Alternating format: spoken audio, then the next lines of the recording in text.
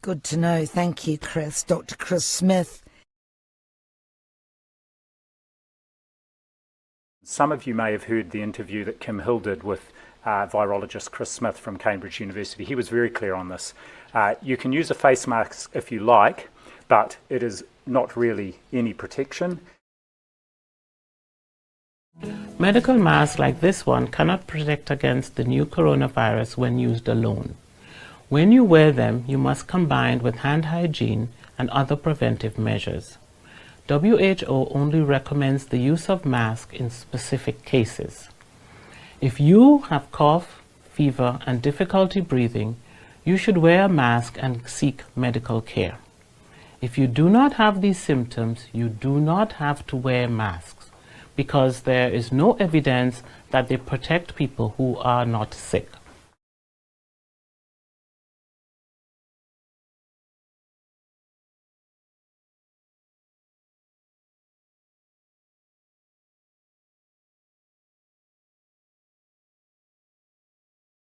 In terms of wearing a mask, our advice is clear that wearing a mask if you don't have an infection really reduces the risk, almost not at all. So we do not advise that. Now, when you see people and look at the films in China and South Korea, whatever, everybody's wearing a mask. Right now in the United States, people should not be walking around with masks. You're sure of it? Because people are listening really closely to this. Right now, people should not be walking. There's no reason to be walking around with a mask.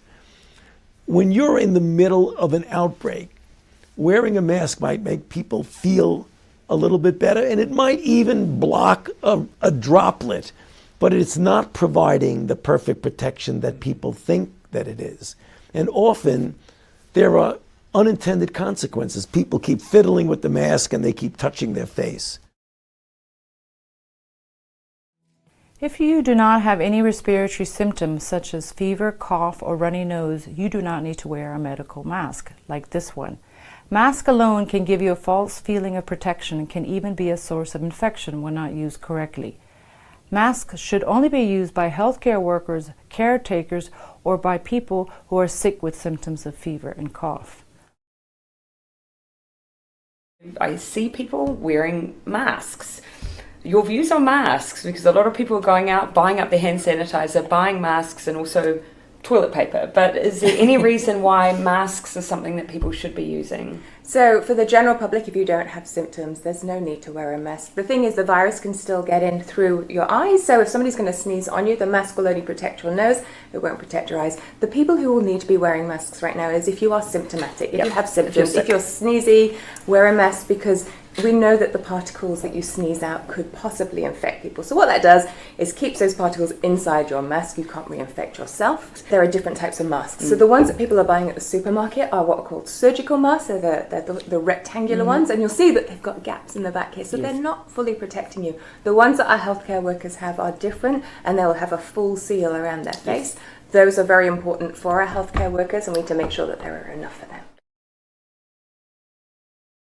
Hi folks, I've asked the Deputy Chief Medical Officer, Dr. Jenny Harris, to come here to Downing Street. Tell us about the value of wearing face masks. You see face masks around the place. Is there any point to that? If a healthcare professional hasn't advised you to wear a face mask, it's usually quite a bad idea. People tend to leave them on. They contaminate the face mask and then wipe it over something. So it's really not a good idea and doesn't help. The average member of the public wandering down the street, this is really not a good idea. What tends to happen is people will have one mask. You can imagine they don't wear it all the time. They'll take it off when they get home. They'll put it down on a surface that they haven't cleaned, or they'll be out and they haven't washed their hands. They'll go and have a cup of coffee somewhere. They half hook it off. They'll wipe something over it, they'll put it back off, and in fact you can actually trap the virus in the mask and then start breathing in. So they could be putting themselves more at risk by wearing a mask than not? It just doesn't, so yes, because of this issue of, if you like, behavioural issues, which are really important when we're talking about infectious diseases, people can in fact adversely put themselves at more risk than less. Healthy people are being warned against using face masks to protect themselves against the virus. As Justine Conway explains, experts fear incorrect use could lead to more infection. It's becoming commonplace. On the streets and in supermarkets, people are increasingly wearing face masks, just as a precaution. The state government's advice on wearing face masks is in line with the World Health Organization.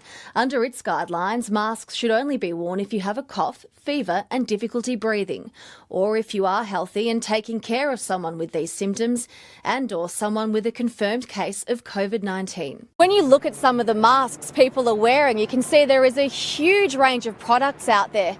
And while they may offer some sense of security, experts warn if you wear a mask the wrong way, it could actually make you sick.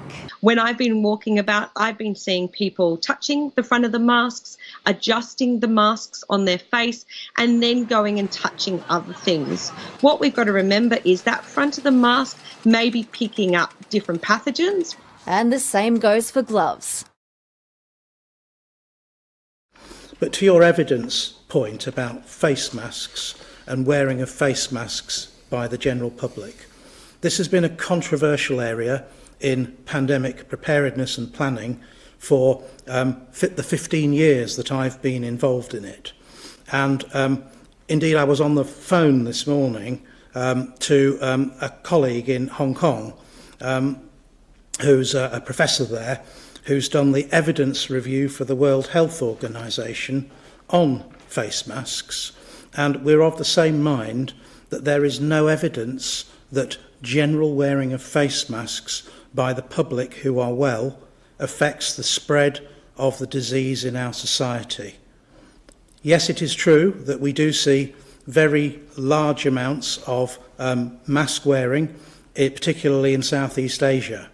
But we have always seen that for many decades, and it is entirely wired into some cultures that masks are worn quite frequently in open spaces. So it's very different. But in terms of the hard evidence and what the UK government recommends, we do not recommend face masks for general wearing by the public. Patrick, anything to add on that? Well, I don't think so. I mean, the evidence on face masks has always been quite variable, quite weak, quite difficult to know exactly, and there's no real trials on it.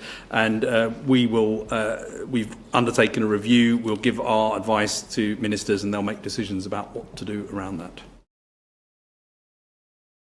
That if you're working in a hospital, in a care home, then there's a need for a mask. And so we've got to make sure that that is the top priority when the evidence around the use of masks by the general public, especially outdoors, is extremely weak. The recommendation from SAGE is completely clear, which is that there is weak evidence of a small effect in which a face mask can prevent a source of infection going from somebody who is infected to the people around them. It doesn't, they say, make sense on the science. It doesn't make sense on the facts. And here's another absolutely fascinating fact. A few weeks ago, if you looked for papers, policy papers, research papers saying whether masks were a good idea, there were several announcements and papers, some of which have disappeared from their positions on the net, which were hostile to muzzles. Yes. And there was a statement by the World Health Organization, which was definitely against the wearing of muzzles.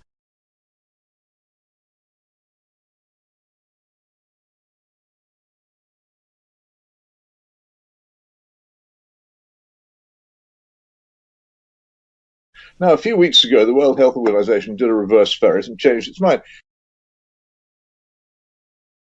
In light of evolving evidence, WHO advises that governments should encourage the general public to wear masks where there is widespread transmission and physical distancing is difficult, such as on public transport, in shops, or in other confined or crowded environments.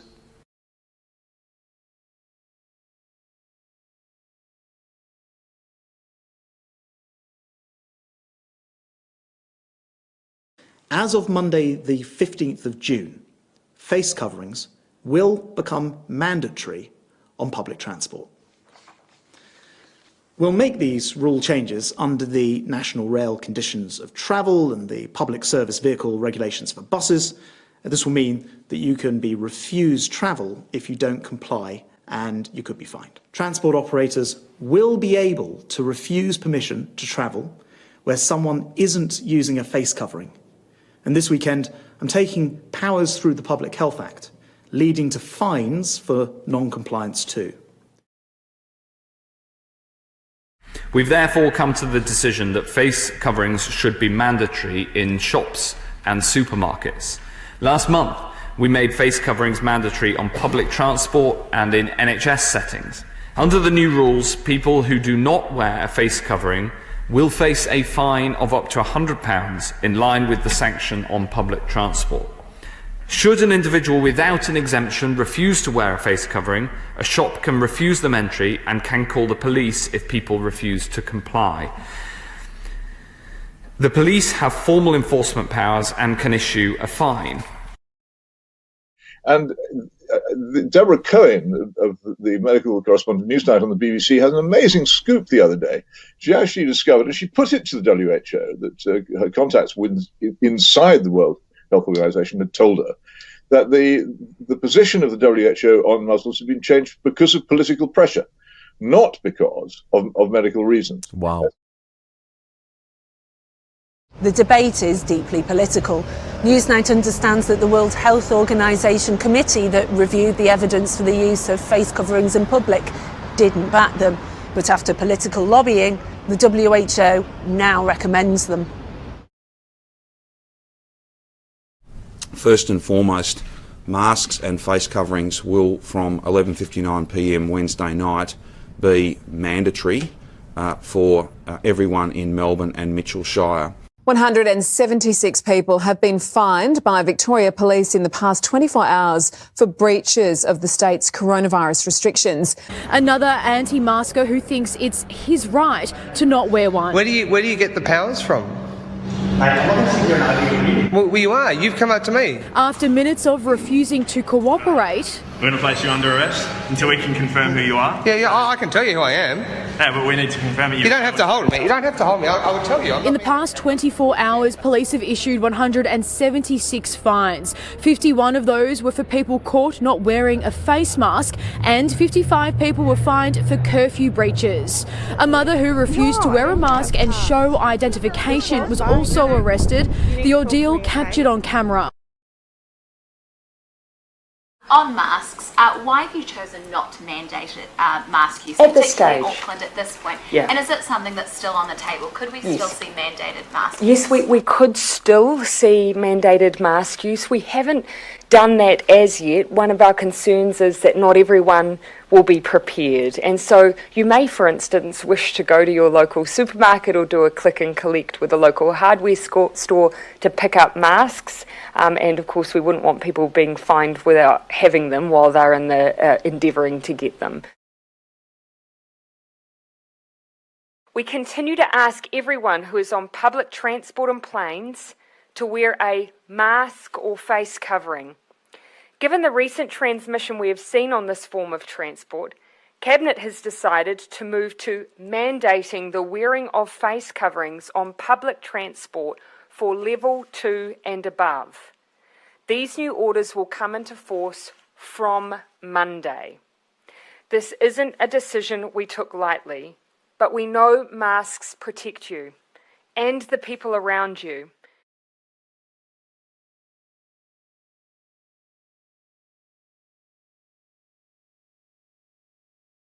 In light of evolving evidence, WHO advises that governments should encourage the general public to wear masks where there is widespread transmission and physical distancing is difficult.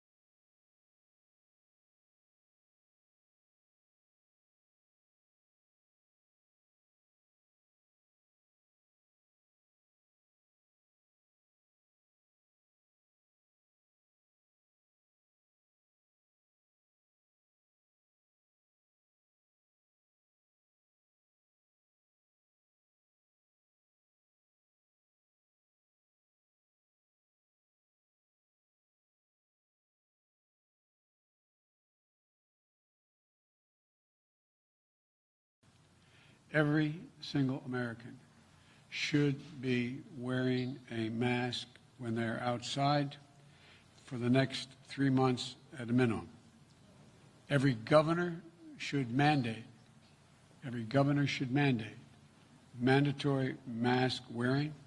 It's not about your rights, it's about your responsibilities as an American.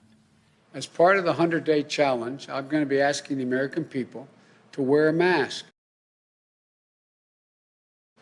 for the first 100 days of my administration. It's not a political statement. It's a patriotic duty. Let's just set partisanship aside. Let's end the politics and follow the science. Wearing a mask is not a political statement. It's a scientific recommendation.